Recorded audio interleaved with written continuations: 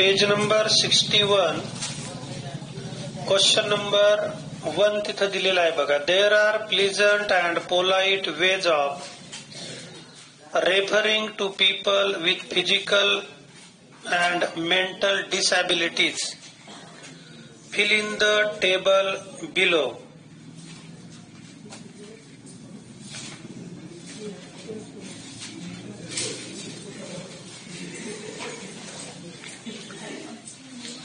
चोळाचोळी बंद करा, अभ्यासाकडे लक्ष द्या, प्रश्न लिहा, हसण्या खिदळण्यात वेळ वाया जाऊ देऊ नका. असाच वेळ निघून जातो, मग काही राहत नाही जवळ, मग हसू येत नाही, काही येत नाही. तर लेखकाने काही याच्यामध्ये प्लेझंट म्हणजे आनंददायक असे शब्द, यापूर्वी जर फिजिकल डिसॅबिलिटी असेल तर त्याला अपंग म्हणायचे. आमच्या इथं एक बोकर नावाचे कर्मचारी होते बऱ्याच वर्षापूर्वी, 20-25 वर्षापूर्वी. ते एका पायाने अपंग होते, क्लार्क होते, आणि त्यांना सर्वांप्रमाणे पिण्याचं व्यसन होतं. मी त्यावेळेस रिक्षाला होतो शाळेवरती, आणि जेवण झाल्यानंतर इथं पुलावर येऊन बसायचं फिरत आल्यानंतर. एके दिवशी ते गावातून लंगडत लंगडत आले, फुल टाईट. मला म्हणले, गुरुजी राम राम. मी म्हणलं राम राम. तेव्हा गुरुजी आपलं कसं आहे? मी म्हणलं कसं आहे साहेब? म्हणजे आपण आधीच अपंग आहे. म्हणलं बस, मग त्यामुळं मी नेहमी पंग असतो म्हणे, काढून टाकतो फक्त त्याच्यातलं. खूप छान. म्हणजे अपंग होते काय अपंग राहायचे. परंतु इथं मात्र या प्रकरणामध्ये असे वेगवेगळे शब्द सांगितलेले आहेत की एखाद्याच्या व्यंगावरती त्याला चिडवण्यापेक्षा दुसऱ्या नव्या चांगल्या जर येणे आपण त्याला हाक मारली तर त्यालाही बरं वाटतं. म्हणून इथं चांगले शब्द तुम्हाला अप्रत्यक्षपणे वापरायला दिले. प्रिव्हियसली युज्ड टर्म आणि न्यू पोलाइट टर्म. तर प्रिव्हियसली युज्ड टर्म याचा मराठीतून अर्थ लिहून घ्या वाटल्यास, की मागे असे शब्द वापरायचे. आता एका दोन्ही डोळ्यांनी त्याला जरा म्हणलं ए आंधळ्या, त्याला जरा वेगळंच वाटेल नाही की नाही. आणि त्याला जर म्हणलं दृष्टीहीन, तुला दृष्टी नाहीये असं. काही जर म्हणते ते फार भीत आंधळे. भीत आंधळे म्हणजे भिंत सुद्धा दिसत नाही. आपण त्यातली त्या देवाचं सुदैव मानलं पाहिजे की आपल्याला देवाने दिसायची ही प्रक्रिया दिलेली. आणि खरोखर ज्यांना दिसत नाही तर त्यांची कल्पना केली आपण तर लक्षात येईल, किंवा एका एका बोटाचं किती महत्व आहे. आता किशोरच्या अंगठ्याला मार लागलेला आहे की नाही. आता त्या बोटाचं किती महत्व आहे, अंगठ्याला का कोणत्या बोटाला त्याला बँडेज. कुठे किशोर वर करते बोट बघा. आता उजव्या हाताचा तो अंगठा आहे, तर कठीण कार्यक्रम आहे ना त्या जेवण वगैरे करायचं समजा अंगठ्याशिवाय नाही. म्हणजे मी तर म्हणेल डार्विनच्या या अगोदर माझा सिद्धांत मला असं मनोमन वाटतं राहून राहून की जेव्हा ज्या काळामध्ये म्हणजे काही अब्ज वर्षापूर्वी मानवाचा हा अंगठा पंजापासून वेगळा झाला, इकडं आला, तेव्हापासूनच मानव प्रगतशील व्हायला सुरुवात झाली. माकडांचंही डे बाय डे मी आता बघतो, कावळा आणि माकडाचं निरीक्षण करतो, तर यांच्यामध्येही त्यांची बुद्धिमत्ता वरचीवर डेव्हलप व्हायला लागली. म्हणजे कावळ्याला ज्यावेळेस आपण भाकरी टाकतो तर कावळा त्यावेळेस नसतो समजा बाहेर, किंवा कुत्र्याला टाकलेली भाकरी उन्हाळ्यात वाळून जाते.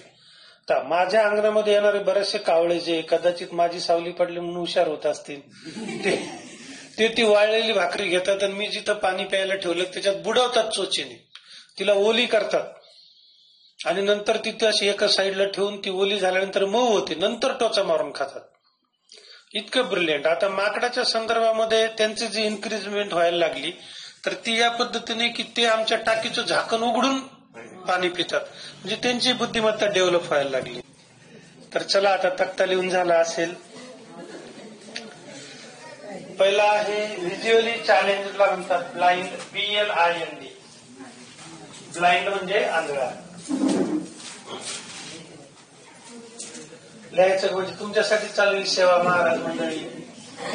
घरी लिहितच नाही ते वर्गपाठ, पण त्याच्यामुळे जात रिकामा कुठं नाही. फुकट सेवा या वया तपासायचं तुमची वळण ओळ अक्षर पुन्हा क लिहिलंय का ट लिहिलंय ते कळत नाही.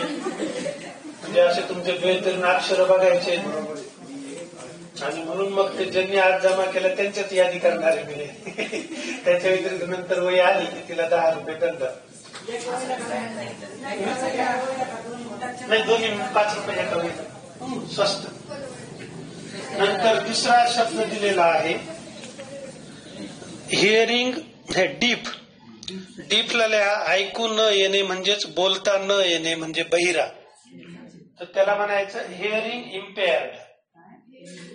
HEARING hearing इम्पेअर्ड. IMPAIRED इम्पेअर्ड. तिसरा काय शब्द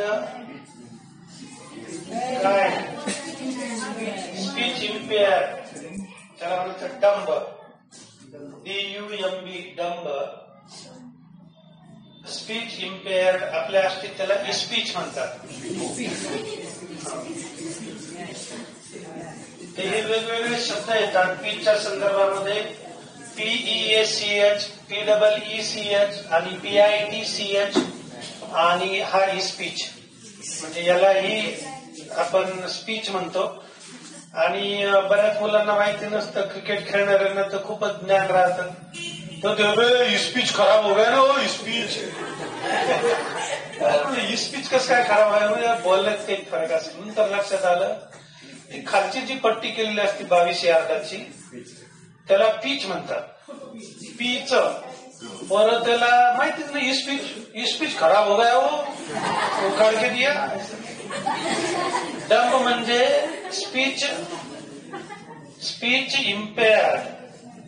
वेळात वेळ काढून आपला आज हजारे सुद्धा आलेला आहे क्लासला. इतक्या दिवसानंतर सचिन नाईक नवरे आला.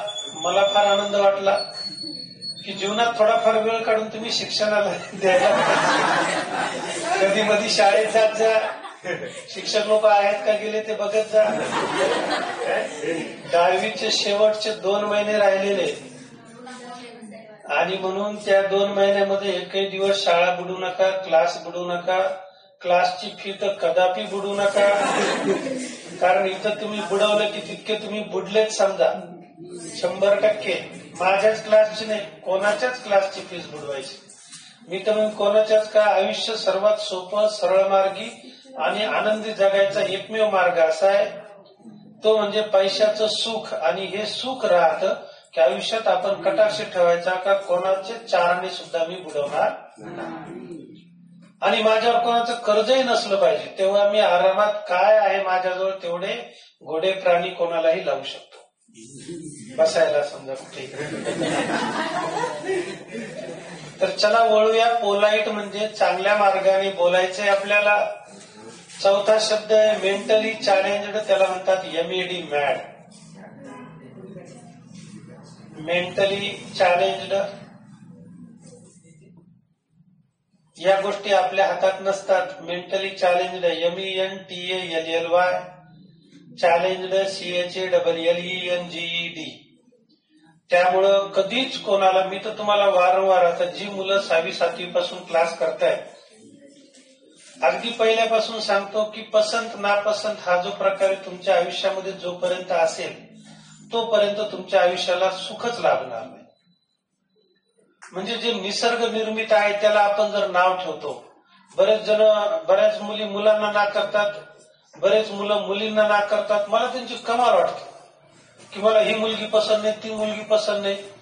आमच्या एका मित्राने असंच भलं 5-25 मुली पाहिल्या, त्याचं लग्नच जमत नव्हतं. कोणातही काही वैगुण्य काढायचं. मग दैवानी त्याच्या पोटी मुली दिल्या, काय सांगावं.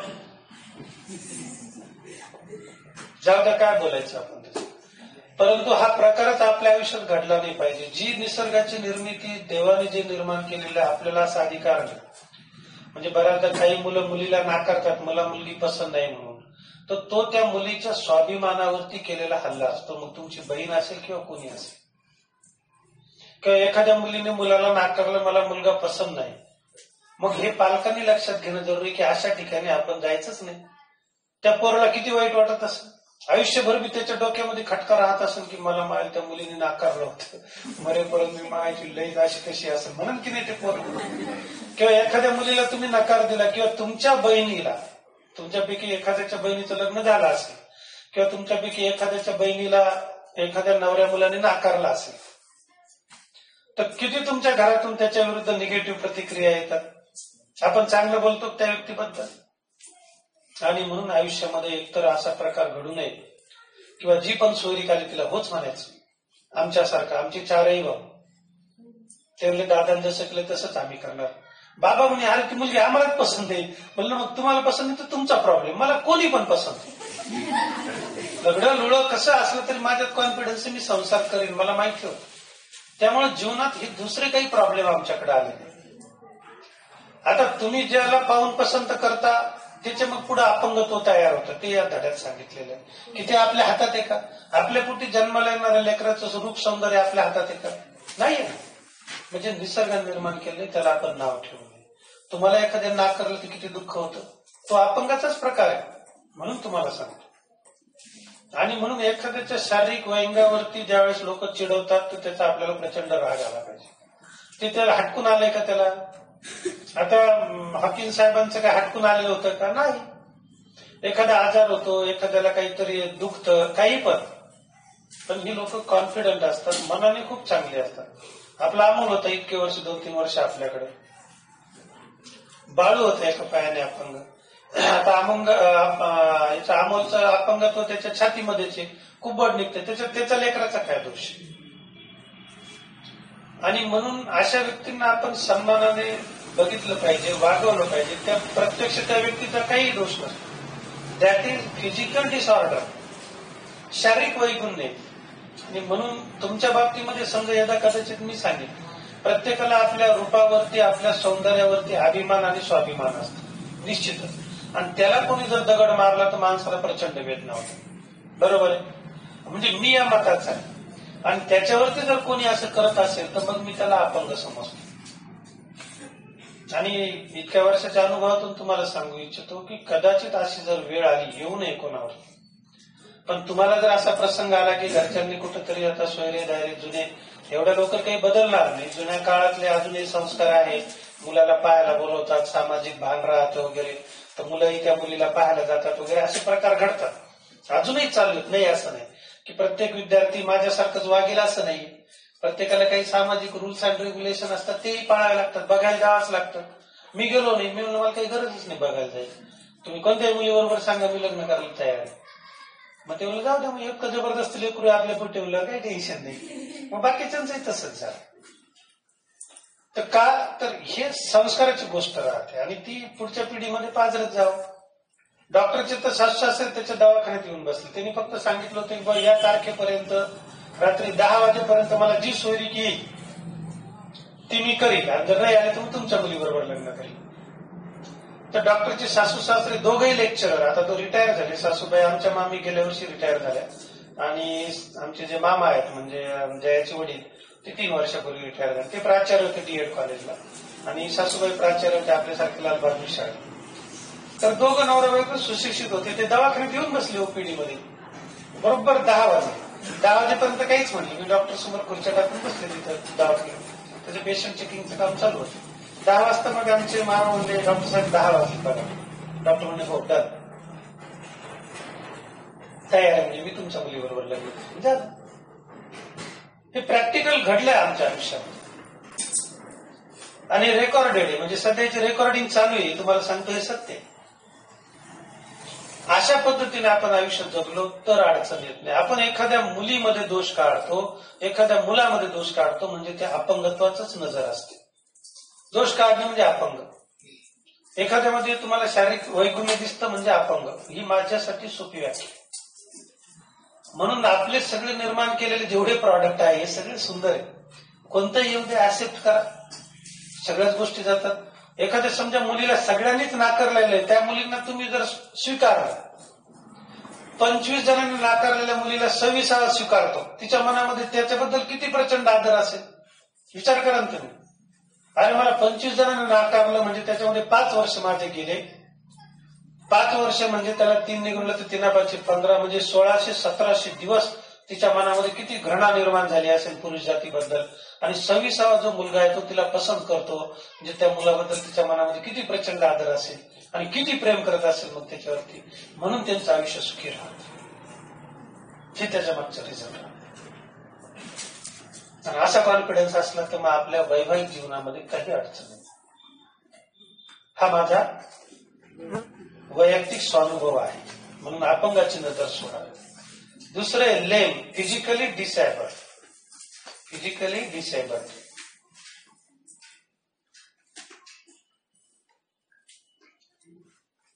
PHYSICALLY, physically disabled. त्याला म्हणतात लेम, LAME. पुढची आपल्याला स्टोरी, ज्याला आपण स्टोरी म्हणतो, ती दिलेली आहे. Read the beginning and complete the story in your on words. लिहायला सुरुवात करा. Sumit, the son of a shoe maker, was a highly intelligent student in municipal school. His maths teacher called him Einstein. वा, गणिताचे शिक्षक बघा. Einstein आला की नाही. For he was brilliant in maths. तो गणितामध्ये खूप हुशार होता. He loved maths. म्हणजे मॅथ्स नावाचा विषय आहे. आलं लक्षात. नसतं तुम्हाला वाटतं मॅथ्स नावाची मुलगी होती काय, कारण लव म्हणजे तुम्हाला वाटतं फक्त मुलीवरच केलं जातं ते लव. तसं काही नाही. लव म्हणजे प्रेम आपण ते कशावरती करू शकतो. जसं मी माझं प्रेम तुमच्या फी वरती असतं, तुमच्यावर नसतं. त्या पद्धतीने Sumit wanted to study further after SSC. 10वी नंतर त्याला शिक्षण घ्यायची तीव्र इच्छा होती. However he suffered from polio. आणि अचानक त्याला बच्चन साहेबांचे 2 थेंब त्यांनी घेतले नाही. बच्चन साहेबांनी मागे धडाका धरला होता, 2 बूंद जिंदगी के. लोकांनी मोठं झाल्यावर त्याचा वेगळा अर्थ घेतला, 2 बॉटल जिंदगी के. दररोज बेशीच्या क्वार्टर आणायला लागले. बच्चन साहेबच म्हणले होते, लहानपणी आम्ही थेंब घेतले, आता बाटल्या घेतला. तर सुमितला पोलिओ झाला. Now continue the story with favourable or positive ending. तर ही गोष्ट आपल्याला सकारात्मकतेने संपवायची आहे. तर प्रश्न तुम्ही लिहिलाय का? प्रश्नासाठी जागा सोडून द्या. पुस्तकात प्रश्न स्टोरी लिहून घ्या. स्टोरी भारी आहे. चला, ही स्टोरी लिहायला सुरुवात करा. तुम्हाला मी मागच्या आठवड्यात सांगितलं होतं की लिहून आणा, पण आपल्याला वेळच भेटत नाही. फार बिझी राहतो आपण. आता सुमितची स्टोरी लिहूया. पोलिओमध्ये आपल्या एखादा शरीर अवयव, पाय म्हणा किंवा हात, तर हा डिसेबल्ड म्हणतात. याच्यामध्ये 2 प्रकार राहतात. लकवा पॅरालिसिस मध्ये सुद्धा काही जणांना तोही आजार होतो, काहींना उतार वयात होतो, काहींना तरुण वयात होतो. लकव्यामध्ये काय होतं की तो अवयव एकदम निकामी होतो.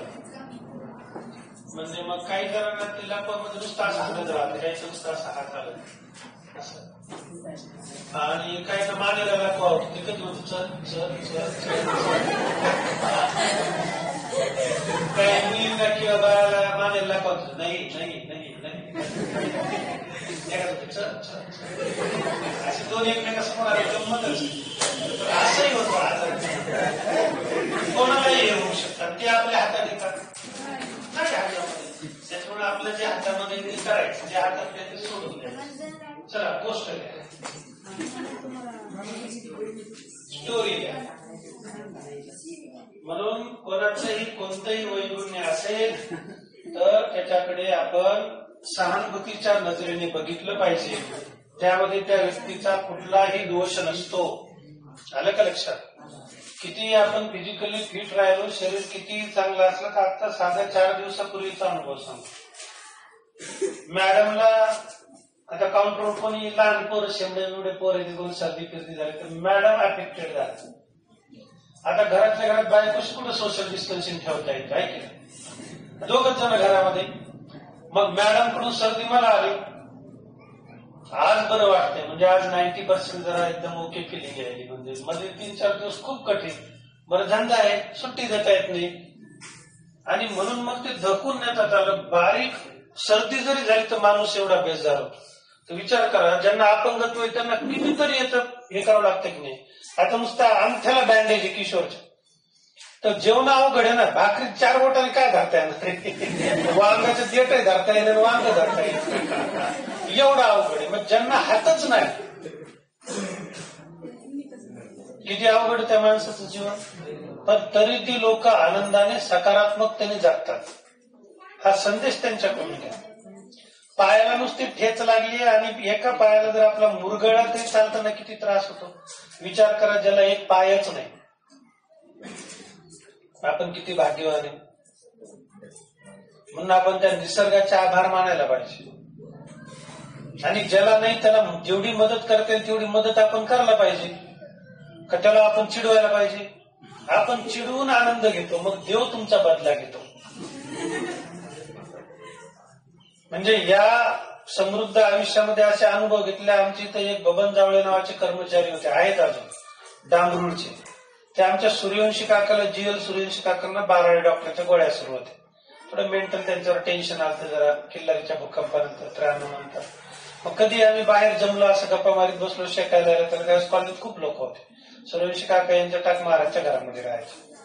मग कधी ते जावळ्याला बबन जावळे यंग होता, तुमचं काय येडायचं काय खरंय असं म्हणायचं कंटिन्यू तोंडावर. एवढ्या मोठ्या माणसाला, ग्रॅज्युएट माणूस, क्लार्क आमच्या जायकडून, सूर्यवंशी काका तुमचं काय येडायचं खरंय हो, गोळ्या नसतील खाल्ल्या तुम्ही, काही गप्पा गप्पा मग 2-4 तरी त्यांना म्हणायचं.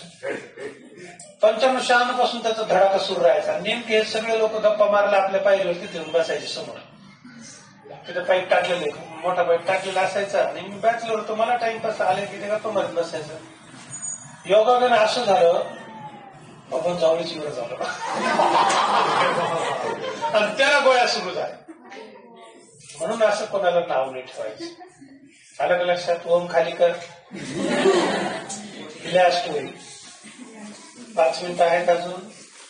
ही suffered from polio. Sumit, he suffered, SUFFERED, suffered from polio and had a very tough time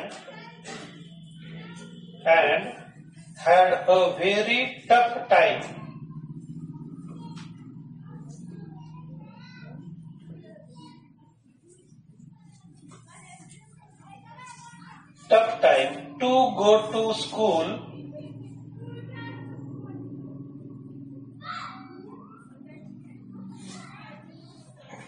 and return to his house.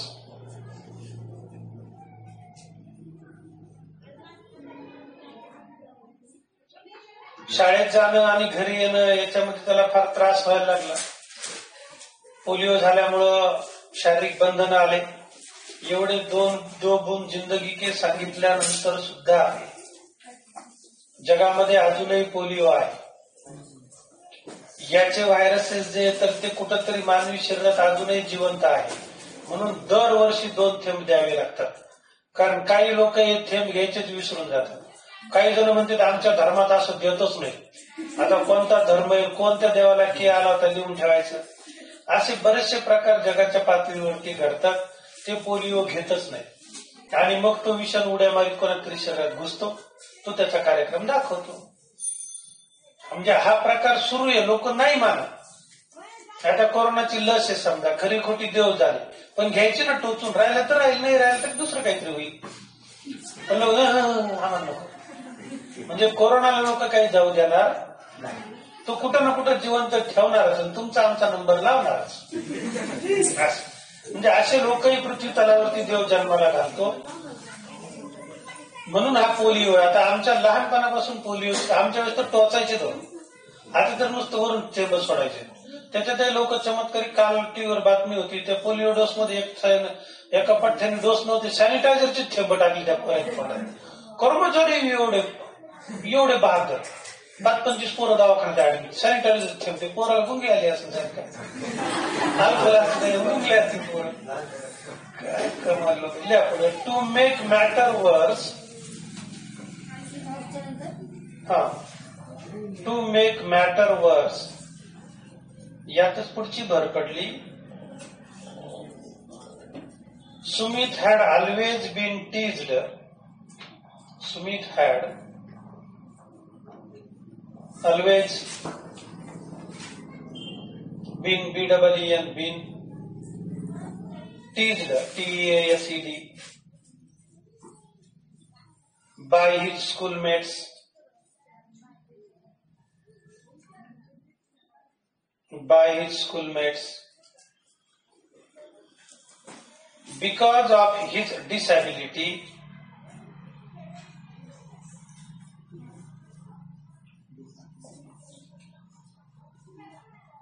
Because of his disability.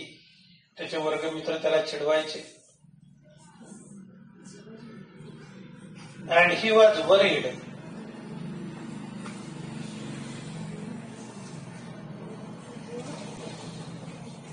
तो काळजीत पडला. How people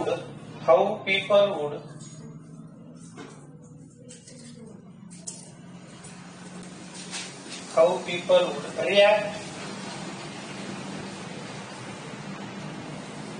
REACT, react, if he went to college. की कॉलेजला गेल्यानंतर लोक कसे वागतील अशी त्याला काळजी पडायची. पुढच्या सोमवारी आपण ही स्टोरी पूर्ण करूया. आणि उद्या तुम्हाला आता भूमिती आणि विज्ञानचा गृहपाठ दिला जाईल. मुलींचा थांबा काय तुम्हाला कोणी वाट बघत नाही तुमची. एवढी घाई नका करू.